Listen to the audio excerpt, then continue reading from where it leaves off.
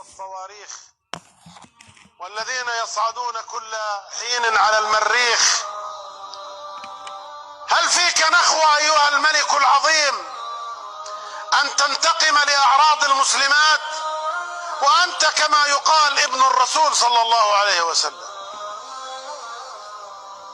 وأنت يا ابن سلمان يا حامي الحرمين عندك ملايين من الخلق، تستطيع أن تجيش الملايين، فهل تنتقم لتعرية المسلمات وأنت من أهل السنة والجماعة؟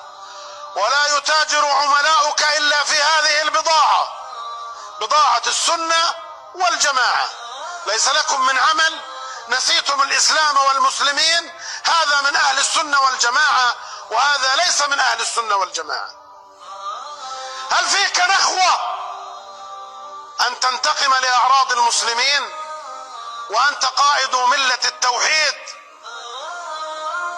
يهتدي الناس إليك من كل فج بعيد.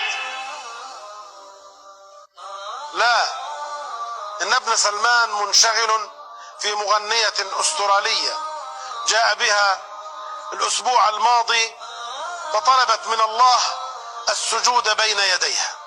هؤلاء من حزب الشيطان، هؤلاء كلهم ينتمون إلى نتنياهو، كلهم من أب وأم واحدة، ليس لهم علاقة بالإسلام ولا بالدين. وكل كلام غير هذا يقال فهو كلام جوعى من مشايخ يسمون علماء وهم عملاء، يدافعون عن حصون واهية وعن قلوب لاهية وعن عقول ساهية، يدافعون عنها باطلا وزورا ويزعمون أنهم على شيء وأنهم أهل التوحيد.